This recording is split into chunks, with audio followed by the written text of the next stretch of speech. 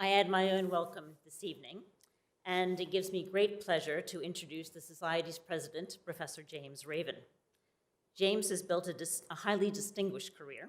He is currently a Life Fellow of Magdalen College, Cambridge, an Honorary Fellow and Emeritus Professor of Modern History at the University of Essex.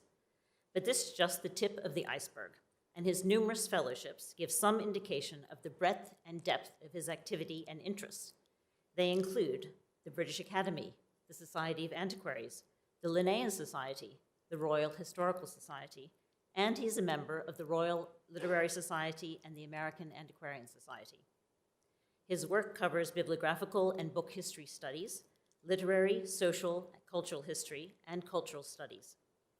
Many of this audience will have heard his Panizzi lectures in 2010 on London book sites, places of printing and publication before 1800, subsequently published as Bookscape, Geographies of Printing and Publishing in London before 1800, and we will have read and cited his works such as Publishing Business in 18th Century England and The Business of Books, Booksellers and the English Book Trade, 1450 to 1850, among others. James's accomplishments are many, but I would also like to highlight his service to the Bibliographical Society. He has been an active member of council, served on all its various subcommittees, and the Society has benefited especially from his leadership on our Fellowships and Bursaries program and monitoring and taking action on libraries at risk. He has been a vocal champion of the Society, and quite a few new members have joined the Society due to his advocacy. So I invite Professor Raven now to give his presidential address, Monsters, Myths, and Methods towards a global book biography of Erik Pontoppidan's The Natural History of Norway, 1755. James.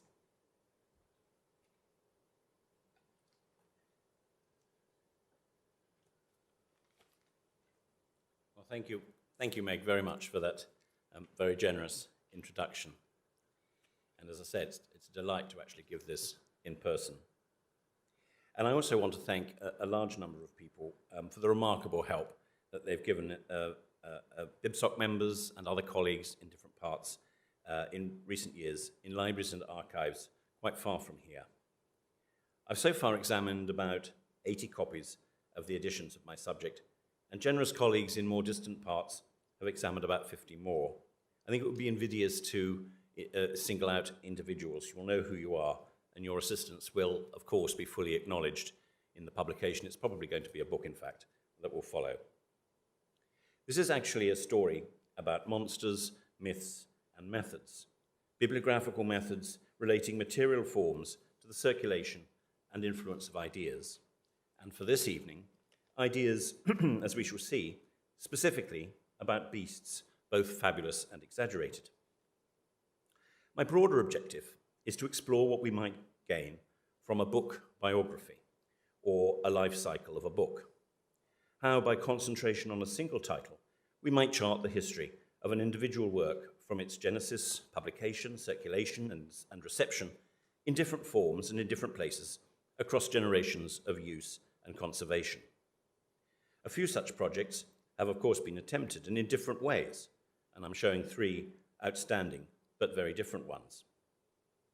Ultimately, I'd suggest the test of the approaches remains in the quality of the bibliographical scholarship, of an intimate understanding of subtle changes between successive editions, in typography and format, in paratextual developments, in the nuances of different translations, in different accompanying illustrations, and in the variations of emphasis in public reviews, and of course, of individual readings. So, I'm going to give it a go. In late 1748, Erik Pontoppidan, Danish intellectual and newly installed Bishop of Bergen, and I've got, I think, another familiar print of him and his gravestone, his tomb, which I rediscovered really in the German church, hidden away from public view in the courtyard of the German church in Copenhagen. He began collecting materials for his Natural History of Norway. He published the finished work in two parts as Det første Forsøg på Norges naturlige Historie, the first volume printed in Copenhagen in 1752, and the second in 1753. A year later, the history, modestly titled in the original A First Attempt, was translated into German as Forsøg einer natürlichen Geschichte Norwegens, and published again in Copenhagen and again in two parts, separate volumes in 1753 and 1754. A year after that, the two parts of the work were translated into English and published together in a grand folio volume in London as a less tentatively titled The Natural History of Norway. A modest but very elegantly printed German edition of 1769 only republished the first part of the story, although the publications of the 1790s spawned numerous later extracts, commentaries, and references, as we shall see in a while. It was, however, the three original editions of together 1752 to 1755, here they are together, that forged the reputation of the story, with no further later edition of the full work. The Danish is in quarto, German in octavo, and there's the English folio. The size of the format of these richly illustrated editions, as we can see, was very different, as is the typography and design. The first Danish quarto edition boasts neat, well-executed printing, very largely in black letter, although on variable paper, with some print on the poorest, often showing through the page. The effect of different typefaces can also prove distracting, at least to the modern eye, with some footnotes when in Latin in Roman, with titles in Roman italics, but others also in small black letter, using asterisks, double asterisks, and asterisms to mark the notes. And I'll return to the printing a little bit later. The different printed editions were also famously illustrated, with copperplate engravings, printed, of course, separately and inserted between the other printed pages. I'll give you just some examples. There's the animals. They were often of different styles as well. These sort of individual, almost sort of small vignettes. Others were large, almost panoramas here of Danish costume, Norwegian costume. How readers physically viewed the images varied according to the format of the editions. The pages of engravings were tipped in and folded as pull-out pages for the Danish and German editions. There you've got a comparison of the two. And the same images were further copied and recut in London, but with this map of Norway inserted at the beginning before the title page.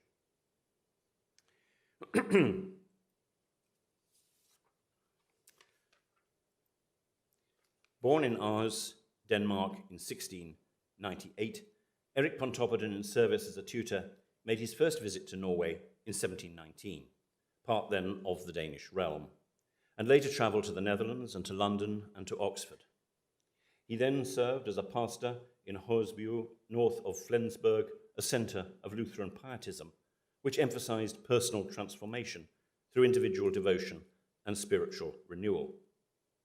Pontoppidan's early reputation as a writer of religious tracts and then as a historian and antiquarian, writing and publishing in Latin and in the expected German, the language of the court, made his reputation, but I'll have to pass over his early writings, fascinating though they are. But note just that in 1735, as chaplain to the notably pious and authoritarian Christian VI, he was commissioned to write an elucidation of the small catechism of Martin Luther in service to the Church of Denmark, which resulted in a book in translation known as Truth to Godliness. It was written in Danish to ensure widespread understanding and compliance. It was a guide in Danish and Norwegian religious thought and practice for the next 200 years, and as I understand it, was compulsory in Norwegian schools until 1961, so for a certain generation, Pontoppidan is a well-known name in Norway. This commentary was printed at the Wesenhuset in Copenhagen, a royal foundation which served as an orphanage for the needy and a hub for like-minded clergy, scholars, and theologians, and to where the former Missionary College, Trykkeri, or printing house, had been moved after the city fire of 1728 and given its own printing privilege, including exclusively from 1740 to print and distribute Bibles and hymnals. The Missionaries Collegiate had also been established to fund and direct Protestant missions under royal patronage, including in the Danish colony of Fort Dansberg, Tranquebar, which was to be a notable distant recipient of copies of his history. Notably, these endeavours at the Wesenhuset demonstrated the utility of collaborative information networks, something to be absolutely vital to the construction of Historie. The first director of the Weissenhuset was Count Johann Ludwig Holstein, Danish Minister of State, co-founder of the Royal Danish Academy of Sciences and Letters, and revered dedicatee of Pontoppidan's history. In the Weissenhuset also worked several other prominent pietists, one of whom you can see here, Erik Johan Jensen, who prepared at Holstein's prompting a description of countries belonging to the King of Denmark, based on answers received from a questionnaire, again about information gathering, which was really important, which in this case was sent out in 1743.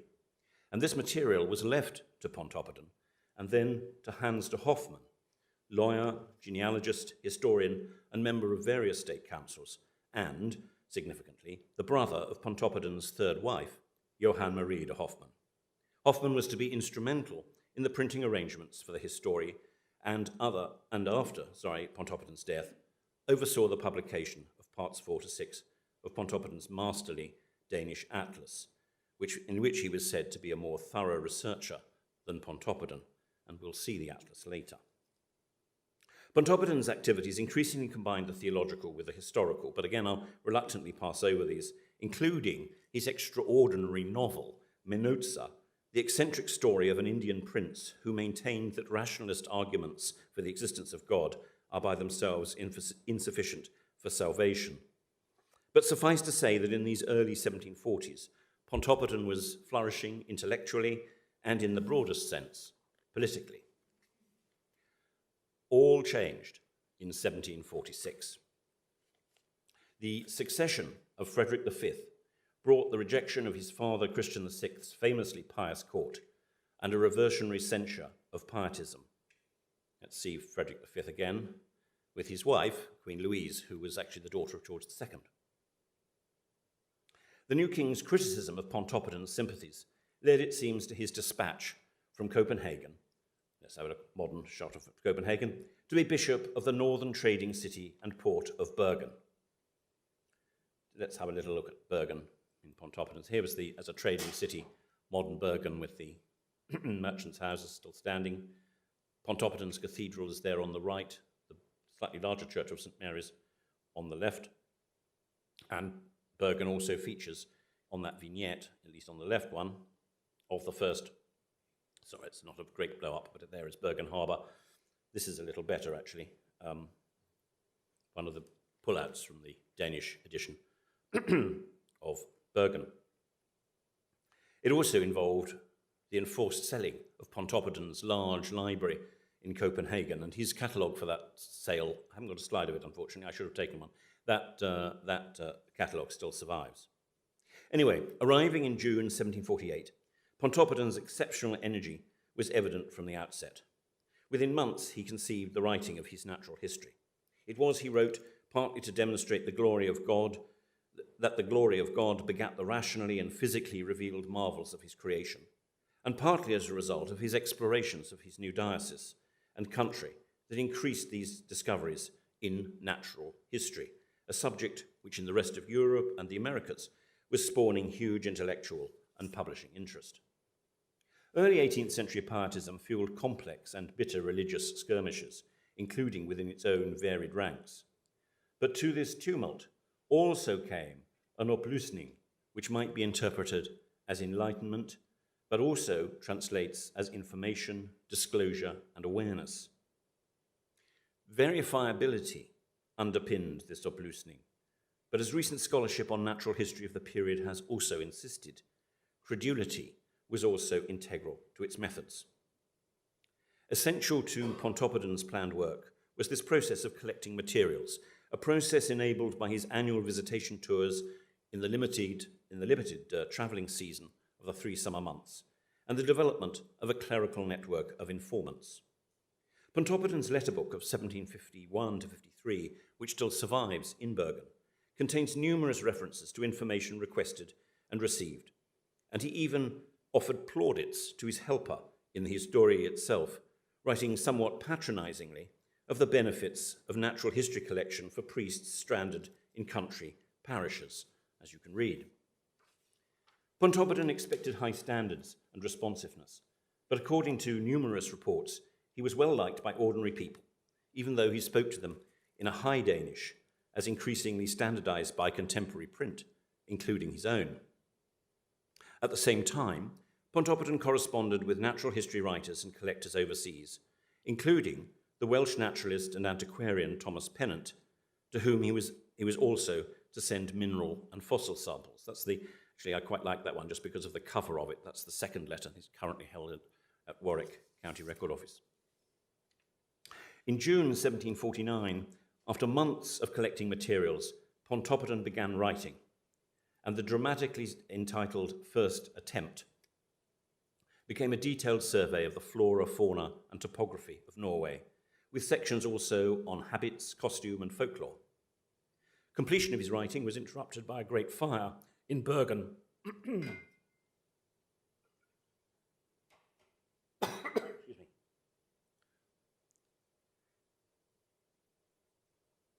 In Bergen in August 1751, an interruption which shocked him. He wrote into speedier writing and to publish the work in 2 parts, 1 year apart. And in writing in the vernacular, Pontoppidan contributed to a growing number of writers, and most notably the interestingly Bergen-born dramatist, essayist, and historian Ludvig Holberg, in working in and standardizing the vernacular. At this point, one of Pontoppidan's most notable correspondents was the clergyman, natural historian, and topographer Hans Strom, who's even afforded a modern Norwegian stamp, as you can see there. Strom became the first Norwegian to give species description for Norwegian animals, and in 1760, he co-founded the Royal Norwegian Society of Sciences and Letters. Pontoppidan also used Strom's sons for information gathering. They lived, he noted, among fishermen. And perhaps now indeed, I should introduce what I've been holding back. Sea monsters. Here is the famous image. Pontoppidan was determinedly scientific. He sought exacting confirmations and verifications, especially as he wished to be absolutely secure in this glorification of the Almighty. But in the 8th chapter of part 2 of the Historie, Pontoppidan provides, as well as these famous images, a series of in-court written statements. I've got one here. They're beautifully set out. Really, really great care is set in these. They go over several pages, many pages, in fact. Testimonies verifying sightings of sea snakes, other sea monsters, mermen and mermaids, some of them Danish-speaking. Depositions reproduced include those from Strom, many ministers and ferrymen, and most notably, and to be much cited in the next centuries, a 1746 Bergen sworn testimony, and you can see it here actually if you look on the left-hand side at the bottom, the sworn testimony of one Captain Lawrence Ferry, whose account of sighting the great sea snakes is given in impressive detail. And it's followed by numerous the names of signed testators. As in some other parts of history, Pontoppidan's credulity is on show, if not on trial. For example, he writes that Norwegians often live to be 120. But undaunted, he advised his readers in his original Danish preface to part 2. There's the full paragraph, actually translated from the Danish. There's a difference as it appeared in the English, which is interesting. I haven't got time to go into these nuances of translation, which itself is absolutely fascinating. But he says here, to quote, "He will be accused of a previously announced gullibility in these matters, and I will have to endure it for so long before the reader has read through the chapter. But then I will not need an apology." That's the nuanced one, actually, from as it appears in the English edition. Ultimately, implores Pontoppidan, if the Lord our Creator is great even in the smallest things, I believe that he can also be known even greater in the greatest things, and consequently reports of news of these large sea animals cannot displease him at all. Importantly, Strom had provided Pontoppidan with the sea serpent drawings.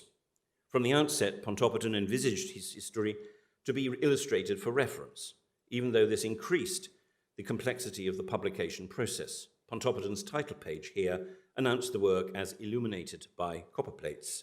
And again, we have another further instance of upplysning, of enlightenment by copperplate. None of the original plates or copied ones are signed, however, so we know almost nothing of the artists involved or of the engravers in Copenhagen or indeed later in London. Only the title page vignette to the first Copenhagen, there are, again, the recuts, sorry, that's the Danish and the German. German is at the top, Danish is at the bottom. They were recut again in London. Only the title page vignette to the first Copenhagen volume is signed by its engraver, Odvard Helmut de Loder, and its artist, who's here, Peter Kramer, shown there on the right.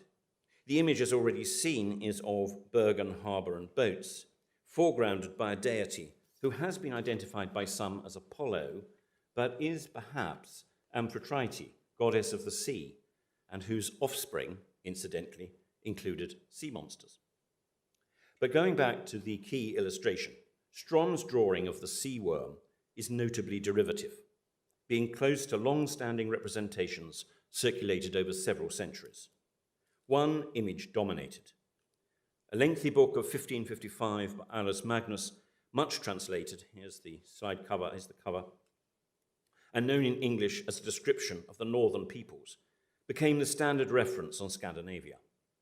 Like Albertus Magnus in the 13th century, and with reference to ancient Nordic myth, Aulus Magnus described, you can hear, a whole menagerie of exotic sea creatures. Here is a giant seahorse with bifurcated fish tails, and there is a swamfish, monstrous and ravenous animal in the sea, and above all, a colossal sea serpent that specifically prowled beyond the rocky coastline of Bergen. Among notable readers of Aulus Magnus, Conrad Gesner, the Swiss physician, naturalist, and bibliographer, repeated the descriptions and had redrawn the alarming illustrations of two species of sea serpent, a smaller serpent up to 40 feet long, and the dragon-like megaserpents. These were abiding imaginaries. You can see them there in the original. Abiding imaginaries, I would suggest, for Pontoppidan, for his parish priests, and his testifying seafarers. But let's resume the publication history a little. And I'll have to cut much out because I want to discuss reception in a moment. But let's tell you a little bit about the printing. The manuscript of the first part of Volume 1, that's the one at the top there, top left-hand corner, was sent to Copenhagen in June 1751. That Pontoppidan sent this first volume in parts is notable. A notable risk in terms of transport and delivery, but surely also complicating the process at Ludolf Henrik Lilly's printing house, in Copenhagen, where it was overseen by Pontoppidan's brother-in-law, the assessor Hans de Hoffmann, whom we saw earlier. Given Pontoppidan's continuing episcopal position, no further official license to print seems to have been thought necessary. But the production took between about 9 months and a year, a length of time that I think can only be explained by the engraving and separate printing and then collation of the images. Here in the Weissenhus. Pontoppidan's two separate prefaces actually comment on the printing stage, together with elaborate prefatory dedications and verses. Again, I'm going to skip over them except to note that much of the support was impressive but disingenuous. Quite apart from the overwrought dedicatory flattery of Holstein, see there on the left, and Adam Gottlob Moltke, tutor and favourite of Frederick V.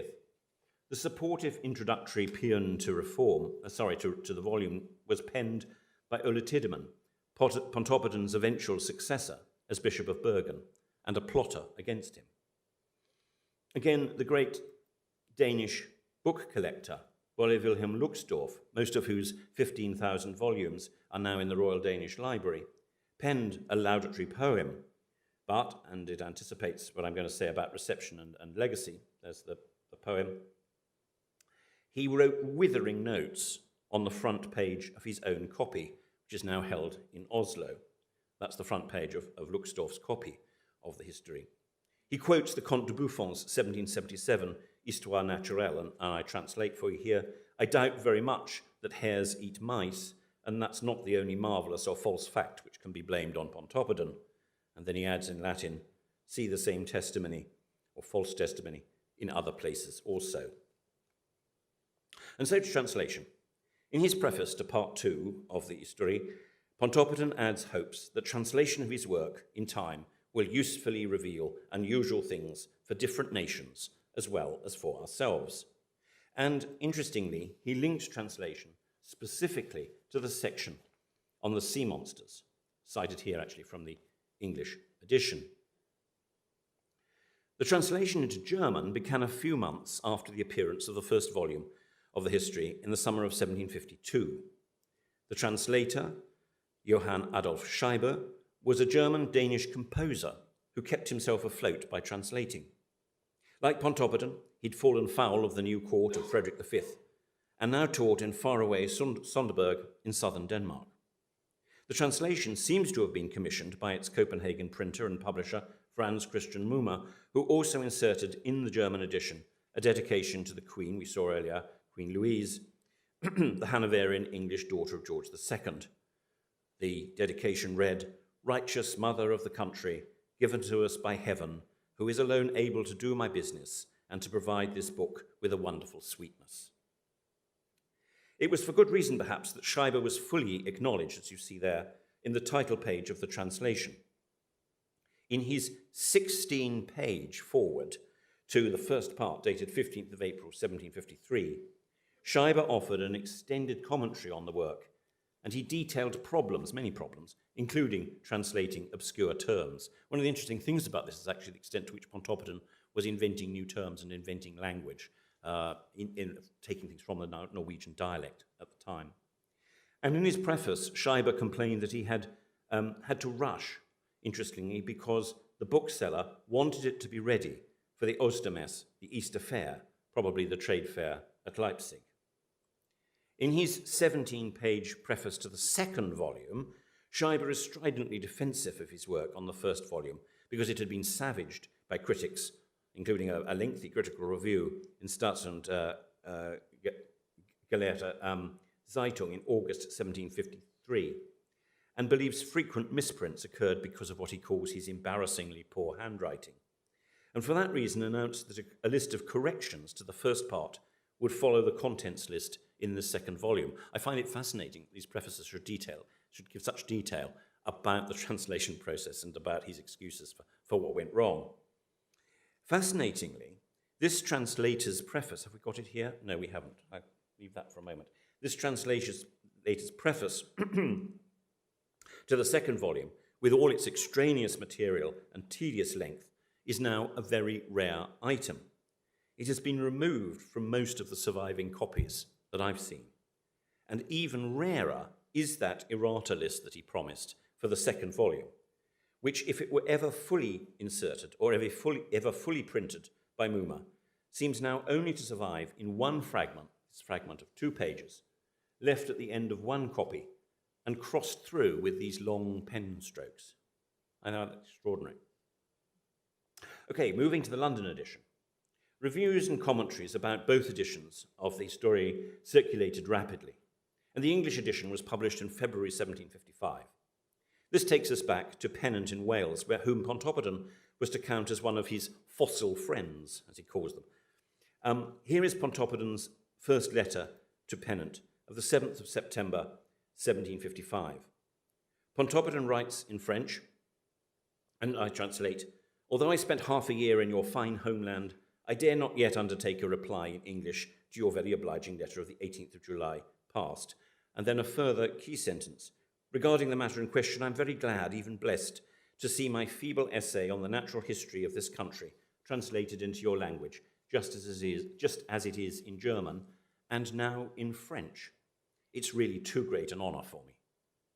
Now, quite apart from this mention of a translation in French, of which there appears to be no surviving evidence whatsoever, this seems to be a thank you from Pontoppidan to Pennant for sending him the first copy of the English edition, which had been first advertised for subscription in December of the previous year. Now, there is some interesting, and I think that's the right interpretation. It all turns on that phrase, 18e de juillet passé. But I think 7 weeks before just gives enough time for that, and I think that is what we see here. It's the arrival of this first copy. I do wish Pontoppidan actually spelt it out and said thank you for the book, but he doesn't. Germane to these timings is that the financing arrangements for the London edition contrasted with the arrangements in Copenhagen. Pontoppidan seems to have engineered some financial support for his original 2 volumes, writing also to Holstein that the drawings for this I would probably strive to procure at my own expense, but he also requested funding for the engraving of the copperplates and for the printing expenses. After Pontoppidan's death in 1764, the bookseller Andreas Hartvig Godici issued an auction catalogue of the late bishop's books and effects. In this catalogue, the original copperplates, the Pladden, were listed under the book's Danish titles as in 32 items, presumably therefore including the title page vignettes that we saw. Listed also in the auction catalogue was a bundle of loose pages of the printed engravings themselves. Pontoppidan had retained both plates and the superfluous engraved pages as his property, and that doesn't assist, alas, in determining the extent of his original patronage, but we must assume that Lilly also sold copies, even though some were distributed as gifts. Notably also, Godic's auction catalogue includes for sale, under the listed remainder or remaining copies, you see the remaining 85 copies here, and plus 17, I'll mention that in a moment, what I've highlighted with the arrow here translates as the publisher's rights to the same book.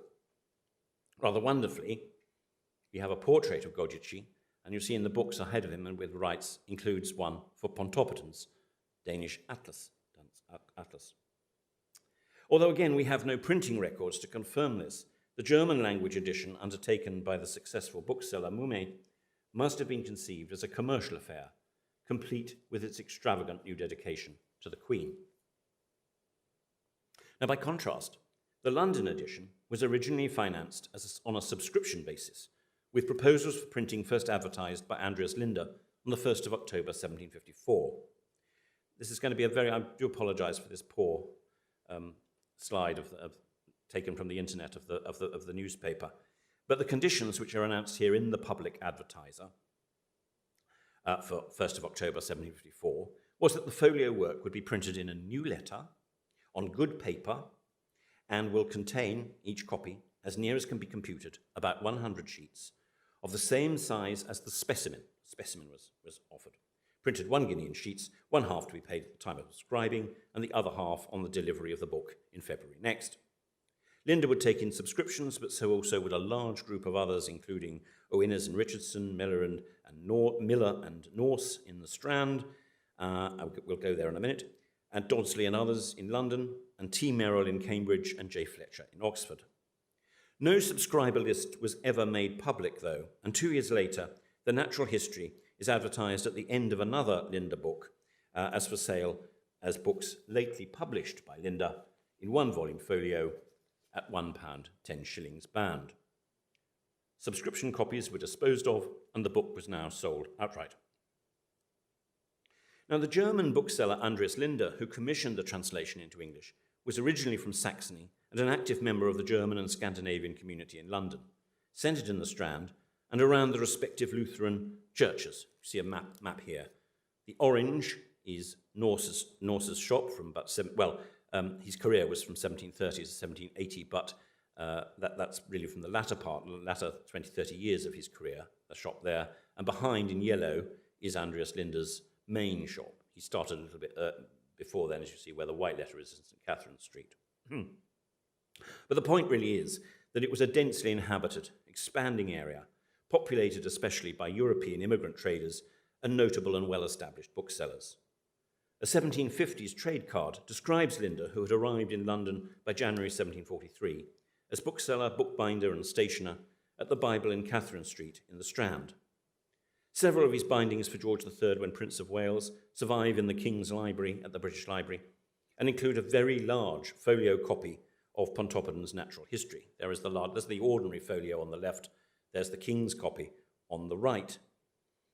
Just to show you, I think I've got another one open. Measures just over 16 inches by nearly 10 inches within medium folio measurements as compared to the other standard folio of 12 inches by 9 inches. Another such large folio is also held at the Royal Library at Windsor.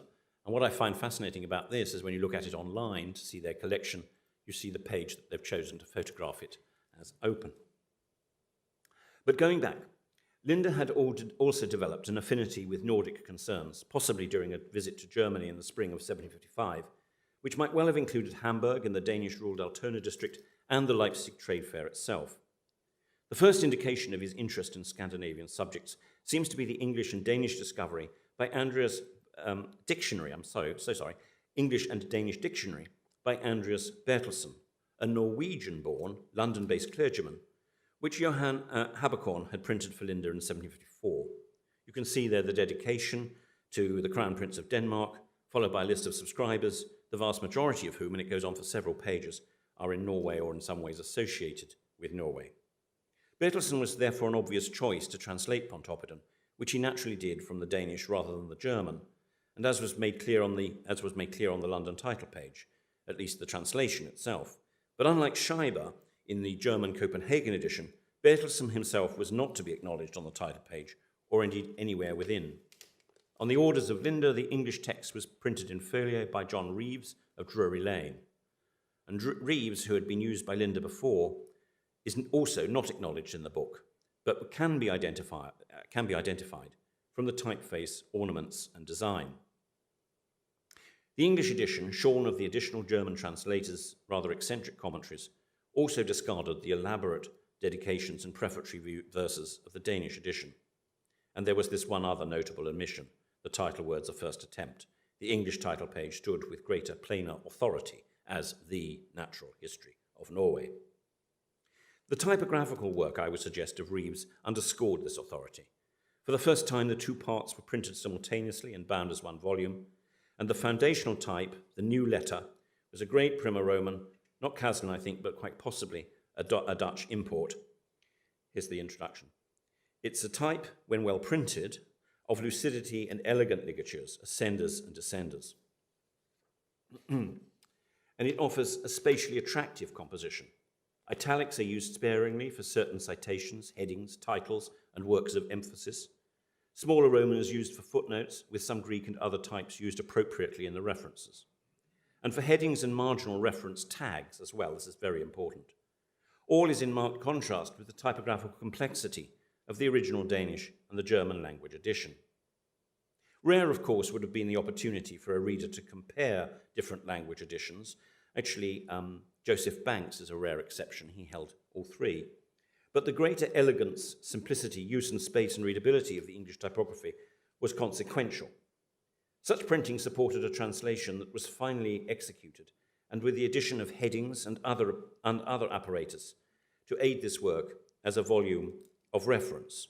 You see there, actually interesting, this also shows you the page to guide the binder in placing the, or not, as we might see in a moment, placing the images, but also a splendid index of 11 double-columned and well-presented pages. The further translation concerned the engraved plates, which were not shared between the printers of the Danish and German language editions, as I think I've shown, were actually recut in Copenhagen, and in London copied and recut again, usually with astonishing exactitude. Let's move off for a moment from the sea monster and show you a comparison between the London edition on the left and the German on the right. The new engravings match the size of the Danish ones, but given the folio format, they were displayed with an elegant amount of space around them on the page. And before the title page was inserted the engraved folding map of Norway that was, as acknowledged in the title cartouche, a derivation from Johann Baptist Hoffmann's Grand Atlas of all the world, published in 1716. Now, having examined so many copies, now this is where copies were, that we know that they were up to 1800 in Great Britain and Ireland, and then additional ones up to about 2000, as far as we can tell. There will be others, of course, in private collections. And here we can see copies around the world, again up to 1820 as recorded, including Tranquebar in Denmark, and also in the eastern seaboard. And here we are today, where copies are known to exist. There are many more in Europe. That's only a certain, they just overlap each other. But I do have, given that having examined so many of the surviving copies, I do have one qualification to my argument about the greater influence of Pontoppidan's labours, and that is the variation in quality, both intentional and otherwise, between different copies. This is also, just to acknowledge colleagues' help here, this is collections from Poland, from Poznan and Wrocław. Paper quality varies in the surviving copies of the first Danish edition, and although the paper used is often poor, some of the finer copies benefit from sturdier materials. If you recall the slide a few moments ago, the post-mortem catalogue of Pontoppidan's effects listed as remaining stock 85 ordinary copies of the second volume, but with 17 copies on writing paper. You can see this in the surviving copies. This is one on writing paper. There's a comparison for you with writing paper at the top. It's rather poor preservation, but and with the ordinary paper at the bottom. And again, you can see again the comparison between the two. And in London, of course, as those original proposals for subscription made clear, Linda's splendid folio London edition was offered in 2 different paper qualities. A few copies will be printed on fine writing demi. The origins of most of the ordinary and the finer paper across the editions is unclear, but at least in the standard version of the English edition, the chain lines are turned, that is, chain lines on otherwise unwatermarked laid paper, that are transverse or horizontal rather than vertical, as might be expected in a folio. This points to paper made by double moulds, and, at least at this date, most likely to be Dutch. The paper used for the engravings was English, and as you go, there's a poor quality again, and as you can see, the English watermark there in the folio. The few English copies printed on finer paper were advertised as including hand coloration to the folded map of Norway. But again, it's very confusing here because some of the finer copies have the poorer map and some of the poorer copies have the finer map. And the impressions are sometimes also very poor. Early in part 1, in the Joseph Banks fine copy, for example, allegedly fine copy, you can see that successive pages carry reverse ink impressions from other pages. This isn't ink showing through from the other side. It must have been laid when the paper was drying and laid on top of other pages, stacked too soon and still damp. And despite the excellence of design and composition, some copies were very poorly printed by Reeves and were notably imperfect. There are notably imperfect examples in the University Library of St Andrews and in the Advocates' Library of Edinburgh, now held in the National Library of Scotland. Under the Copyright Act of 1709, both the St Andrews and the Advocates' Library were entitled to claim a copy of any book registered at Stationers' Hall. Significantly, both libraries appear to have been sent substandard copies with variable quality of impression, and several of the engravings printed or inserted irregularly. The suggestion, I think, is that Linda unloaded unsellable copies of inferior quality to those libraries requesting gratis volumes under the 1709 Act. More generally, among the 50 or so surviving copies of the English Natural History so far examined, the most obvious variations result from inattention to the placement of the engravings. Although most images of the sea worm, for example, are bound in opposite to the text, at least one copy here you have is bound in so that the page is back to front. The page facing the description of the sea worm is entirely blank. Extraordinarily, this is the case with the engraving in the copy printed on expensive fine paper and bought by book connoisseur Thomas Grenville. Several other copies, such as that currently in the keeping of the Royal Society, have the image tipped in facing outwards rather than inwards, so that you have to turn the book to the right to see the sea worm and the ship the right way up. And I could give many, many other examples of this variation in quality. It just fascinates me that this should be so. But I now want to consider reception, contemporary criticism, and later use, much obvious in the many examples that I've seen. In addition to the translations, many anthologies in German, and especially in English, also extracted parts of the history. And new images were also introduced. Here's one of my favourites of the new images. It's called A Dangerous Road in Norway. And this is signed. It's signed by John Lodge, a well-known London engraver who flourished from about 1754 to 1796. And numerous references to Pontoppidan appeared in popular essays, travel books, natural histories, and even novels, including Thomas Amory's Life of John Buncle, published a year after the Natural History, and later in Lawrence Sterne's The Quran. And there were many other anthologies and extracts, including compendiums of modern travels by John Scott in 1763, another one in 1764 by John Payne, William Batho in 1767.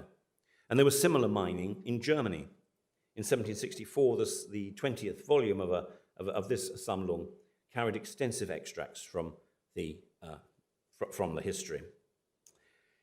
And although I haven't got time to detail this here, we can also trace first how the natural history subsequently appeared in numerous booksellers' sales catalogues of their own stock and of libraries bought to sell on, and second, how penciled prices in numerous surviving copies give some further market snapshots, although the dating can't really be precise.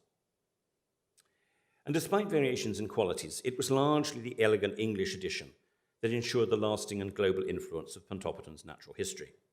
Critics and readers applauded the ostensible reliability of the English edition, an authority testified by scrupulous translation, it was said, and typographical performance. A list of 5 errata only appeared at the end of the volume, and this was not only a very modest list, and you can see the 25 errata listed in the German language edition, and with many more identified actually by critics. One of the 5 errors listed in the English edition is the result of Bertelsen or a press reader noticing problems with the meaning of kraken, which is to be corrected to sea snake on the page opposite to the engraving of the sea worm or sea serpent. It's a confusion central to the legacy of the image, as we'll see in a moment, but many owners have dutifully corrected the error by pen in surviving copies. Here's just 2 of them. I think I've found about 10 so far where the correction is made. The further demonstration of the influence of the natural history is simply the rapidity and extensiveness of the travel, not just in Britain and Europe, but around the world. The English edition of the natural history was bought by dozens of institutions and significant writers and collectors around the globe. Here is the order book of the Codrington, All Souls, and here, I like this one too very much, is the copy bought by Benjamin Franklin for his newly founded library company of Philadelphia, acquisition number 102. Another purchaser was the Maharajah of Tangore, the Danish Indian colony. Just a little too late to be an original subscriber, but an enthusiastic collector. Even though the colony attracted numerous Danish and German pietist missionaries, it's the English edition that was bought. Many surviving copies bear the book plates of numerous naturalists, scholars, and interested gentlemen, including John Cater, the English timberman. Oh, there's the library in Tangore. Including John Cater, the English timber merchant and MP, and Thomas Grenville MP, son of the Prime Minister and bibliophile who left his collection to the British Museum. And here I was really pleased to identify this one, which is now back in Oslo. It's the copy bought by Edward Gibbon in Lausanne. It's now in Oslo because it's part of the collection, as you might see there, of the other bookplate of the former director of Guinness and Mahon, who married a Norwegian and was later honoured for his wartime work in the Special Boat Service in Norway. And it's the marginal comments, other annotations, and pasted in notes by readers in surviving copies, which attest most vividly, here's a bit more scribble, which attest most vividly to engagement with a section on sea snakes. And it's that section that receives most attention in surviving copies. One of my favourites, and again this is a copy now back at Bergen, but once owned by an amateur naturalist and former mayor of Margate, a Mr. Arthur Rocco, who proudly signs it when he bought it in 1910, but who also faithfully notes on the flyleaf, chapter on the serpent kraken, read February 1914. There are also many written insertions attesting to sightings of the monster.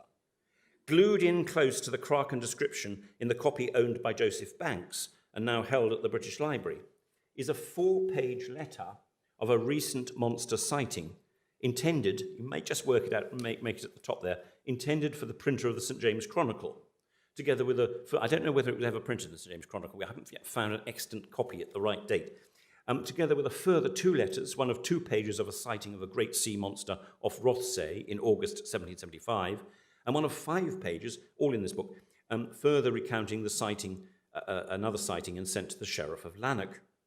Another signed deposition dated 1786 of the sighting of a giant sea worm off the Isle of May is inscribed on the rear paste down of the copy of the natural history that I talked about earlier in the Advocates' Library of Edinburgh. And sightings are, of course, not only noted in the English edition. A Danish edition held at the National Library in Oslo bears, if you just look at that on the bottom left-hand side, marginal notes against the Serpens Marinus. The notes are dated 1868, and they're made by Ludvig Dahr, Norwegian jurist, landowner, and politician, referencing sightings recorded in 1837 and 1839 in the daily weekday Oslo newspaper Morgenbladet. Long, intense sightings, themselves referencing back to Pontoppidan and mirroring the famous image with the rowboat. And we can translate, I'll just leave it up on the slide for you, about the terrible guest that these boatmen, these entirely trustworthy witnesses, had met at sea. And so finally, the legacy. Comparisons between the differently formatted, printed, illustrated, and translated and anthologized editions of the work can thus be made in many ways, all energizing the debate, as Pontoppidan himself anticipated. This proved the most toxic aspect of this history of writing, production, circulation, and reception. An anonymous critic in the Retrospective Review, an English periodical published between 1820 and 1828, wrote that Pontoppidan, though idolized in Norway, has been universally hailed and quoted by the rest of the world as the Munchausen of his day, and a very wholesale dealer in gratuitous and absolute falsehood. Well, if this was so, there were many that were not listening. The influence of Pontoppidan's celebrated sections in his chapter concerning certain sea monsters or strange and uncommon sea animals was extraordinary. His affirmation of giant sea creatures as part of God's creation depended on the explicit presentation within his work of testimonials and verified sightings, all as contributions to an increasingly popular exploration of natural science. The extended descriptions and depictions of the giant sea worms or serpents afforded models and encouragement to subsequent recorded sightings the world over, from appearances, both monsters and Pontoppidan references, off the coasts of Ireland, Scotland, Newfoundland, South Africa, Argentina, India, the coasts of Malay. You can find all these in the newspapers, surviving newspapers, to the spectral depths of Loch Ness, and to numerous literary and pictorial references. In 1851, for example, Herman Melville described the arrival of a giant squid in a dramatic passage in Moby Dick with these words: "There seems some ground to imagine that the great kraken of Bishop Pontoppidan," so Melville expected his audience to recognize Pontoppidan may ultimately resolve itself into a squid. The manner in which the bishop describes it as ultimately rising and sinking with some other particulars he narrates. In all of this, the two correspond, but much abatement is necessary with respect to the incredible bulk that he assigns it. In 1869 to 70, Professor Pierre Aronnax, fictional natural scientist and narrator of Jules Verne, 20 milieux sous la mer, said that, I'll read the English, Pontoppidan, another bishop, Pontoppidan of Bergen, also tells of a devilfish so large a whole cavalry regiment could maneuver on it. Reference books of the late 19th century, such as Henry Lee's Sea Monsters Unmasked, also use Pontoppidan. As Lee wrote of one sighting, there was no appearance of a mane. Its mode of progressing was by vertical undulation. This is the mane, of course, going right back to those drawings of the horse and the worm. And 5 witnesses described it as having the hunched protuberances mentioned by Captain de Ferry, as noted, the main witness of Pontoppidan. And many other modern newspaper accounts also claim Pontoppidan as a source. Here's one from the late 19th century, as you can see, although I'm going to move on to, I think, probably my favorite one, of the Mayo News of February 2000. Here it is, and you can see here, he says, "I'm not sure when the Natural History of Norway was written." He only had to Google it, but never mind, except that it was certainly over 100 years ago. The naturalists who lived back then depended largely on hearsay for their information, etc. Such widespread and long-lasting influence is explained, I think, in part by the appeal of natural scientific discoveries and of the evidence for their authentication, and in part by the residual myth of Nordic monsters and maritime behemoths. Both inspirations, the natural and the fabulous, were integrated in word and image in the notorious sections in the history, and then further conveyed by translation and by its convincing and authoritative material conveyance.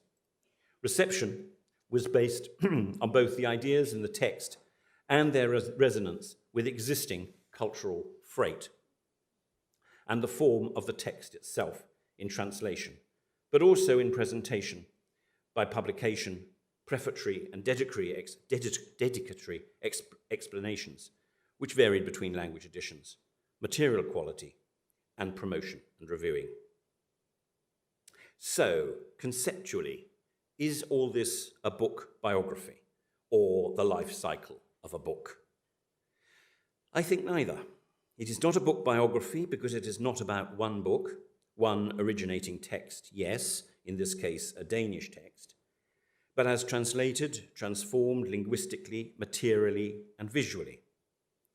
The result perhaps is more one of book biographies, in the sense of being a collective biography, the history of hundreds or at least many dozens surviving copies, individual copies.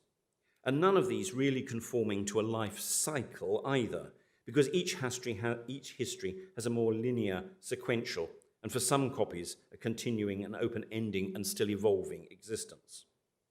It is perhaps then better to attempt a different type of analogy that also conceives of the book as having a life.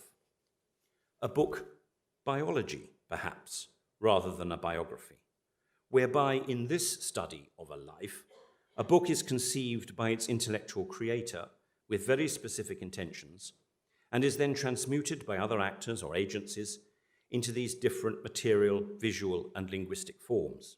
In this case, the three editions, Danish, German, and English, all also materially different, but then each of these reproduced in three separate, one-off operations of printing, collation, and then slightly more dispersed, I admit, binding, to pursue thereafter their own lives.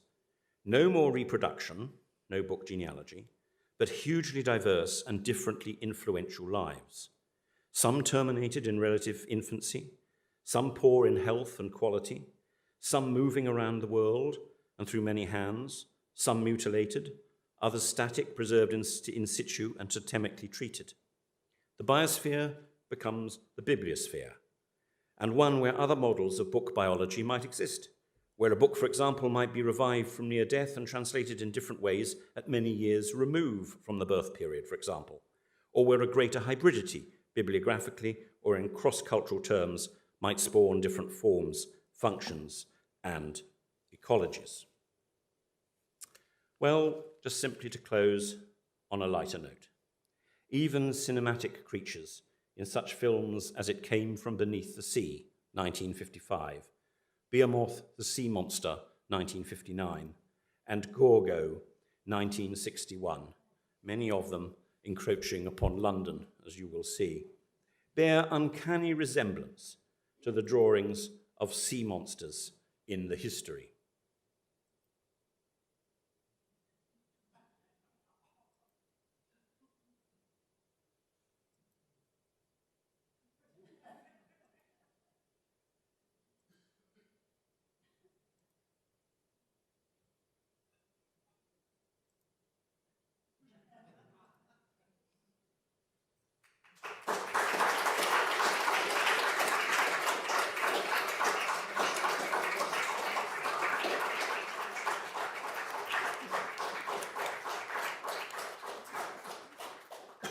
Excellent. Well, so the Loch Ness Monster does survive, or does exist, just what we all wanted to know. So thank you for that conclusion, James.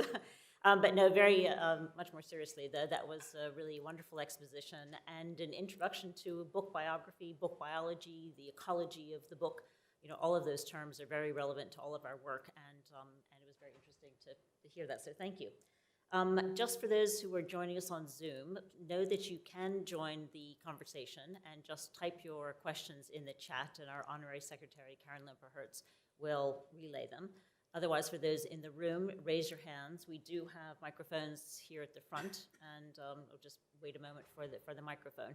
But if I may just start off, I was very interested in the 3 copies that was owned by Joseph Banks. He said that he had one of each of the translations, or in each of the languages. And I wonder what, because he does sometimes, or he did sometimes annotate his books, and I wondered if there are any annotations there that have provide any insight into how he saw them as 3 different entities. No, I'm afraid, I think I would go and recheck, but I think I would have made a note. Were there any substantive comments by Joseph Banks himself. What there is those extraordinary insertions of the letters which he collected, and I'd like to see whether that letter to St James's Chronicle was actually printed or not.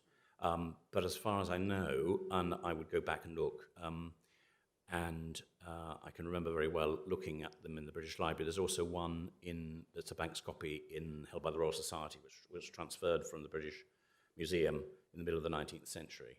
But I don't think so, unfortunately, no. But the one thing that one could comment is how they're beautifully bound. I mean, they're really, the copies by Banks are really very, very fine, even though, as I said, there were imperfections, strangely, in a copy that was supposed to be very fine. There are imperfections in the engravings. Beautifully printed. Are there questions? Yes, Miriam, perhaps just a moment, please.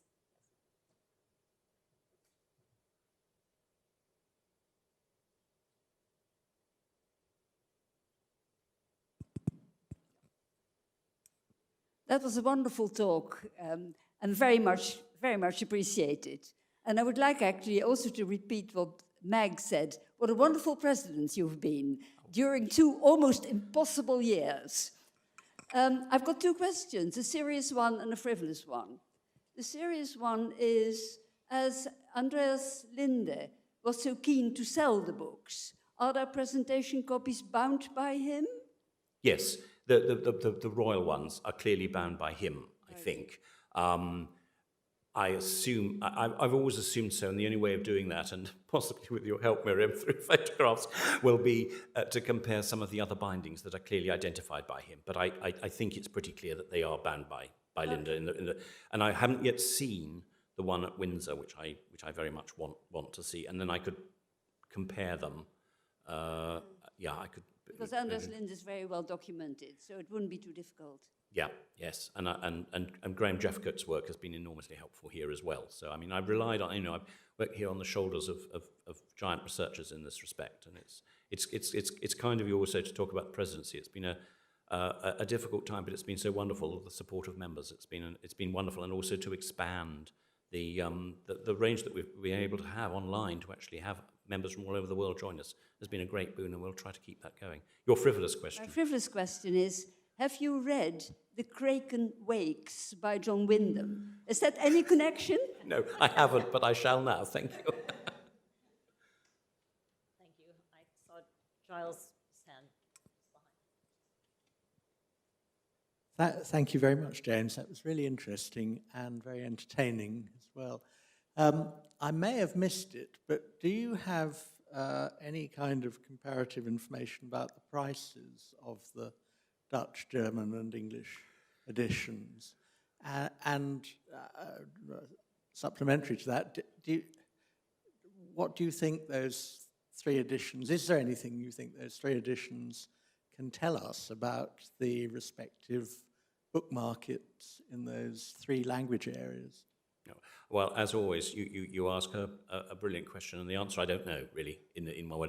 That's something I've got to do. I haven't yet found an advertisement I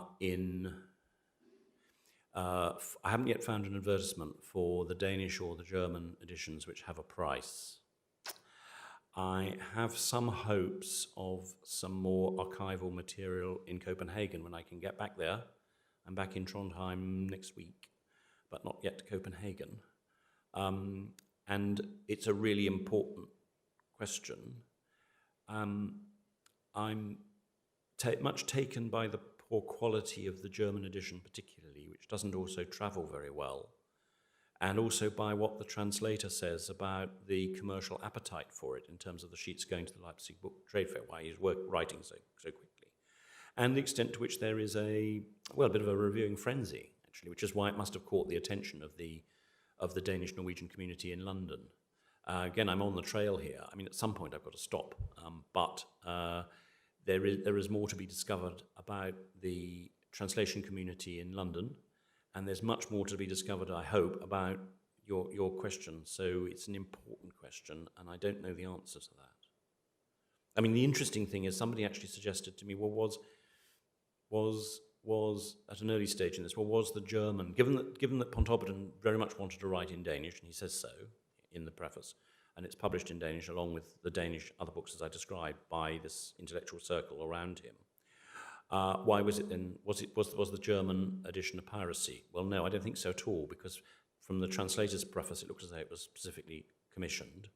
And by then, in a way, the book, I didn't mention this, but the book becomes his escape ticket from Bergen because of its fame. He gets back into royal favour, and the translation to German, I think, is given official sanction. That's why there's a dedication to the Queen as well. But the pricing and the market of it, beyond what must have obviously been given out for gifts as well, I've yet to find. Thank you. Any other questions in the room? Do we have anything online, Karen? Okay, very good.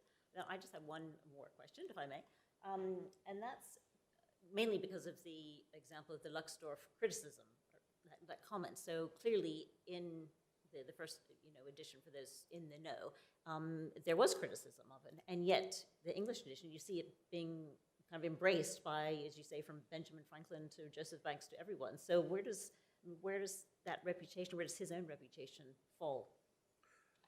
It's a mixed picture. It's a mixed verdict. So you have the initial reviews, for example, of the English edition in the monthly review and the critical review are by and large laudatory, although you can see the reviewers struggling with the sea monster section, which they draw attention to, and they give an excuse for it, and they say, well, he's a bishop, we must sort of believe him. But there's an interlinear query. It's a bit of eyebrow raising. Then there are some later reviews, and the Bishop of London in the 1770s, so after Pontoppidan's death, really weighs in with very fierce criticism. And then in the early 19th century, there are these, these, as I mentioned, one which really says he was the Munchausen of his day, you can't believe a word, it's extravagant. And there is fierce criticism also in some of the German periodicals, later periodicals. But at the same time, there are those who are, who love the book and who see the sightings and want to make a record of it and scrupulously record and say, yes, they're out there. And of course, within this, there's a whole range of different experiences. There must be. There are, sightings of a large sea creature, which is clearly there, but isn't, as the size of the kraken of Bishop Pontoppidan. So there's a modified reaction as well. So, and I think that duality, continues. So so long as Pontoppidan is remembered, he can be used as Melville uses him, in a modified way, and then he just drops out, and the journalist, if he reads a journalist in Mayo, doesn't even bother to look him up on internet, just knows the name. Don't know where he gets the name from, which is interesting. And yet, Luxdorf's own criticism was in fact about hares eating mice. He wasn't actually criticizing necessarily the sea snake. Yeah, that's true, and some of the other criticism about Pontoppidan and about other exaggerated claims that he made, but most criticism is actually about the sea monster. But it's true. There's no that particular thing is about the hare's bit. Yeah. Anyway, fascinating. Very good. Well, any final questions? Then I just have two short announcements. But first, let us thank our president, Professor. Oh, is there one more? Oh, wait, one more. It's just come in. Yes, very good.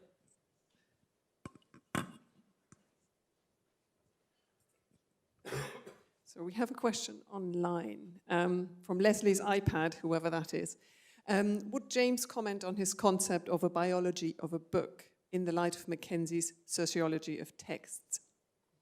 Well, I think that the idea of biology is that it's really looking at a different alternative to the book biography and life cycle debate, which actually Leslie, I assume that's Leslie Howsam, has been much involved in.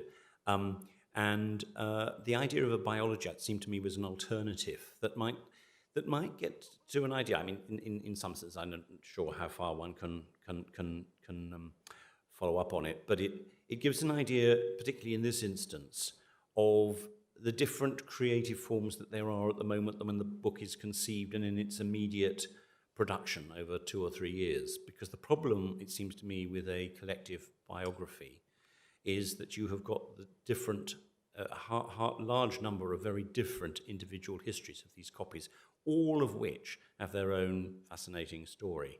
And I think it's important to follow those trails through particularly to the modern period as well, when you've got an intersection, in a slightly frivolous way, tried to show here at the end, an intersection with other cultural freight as well. Good.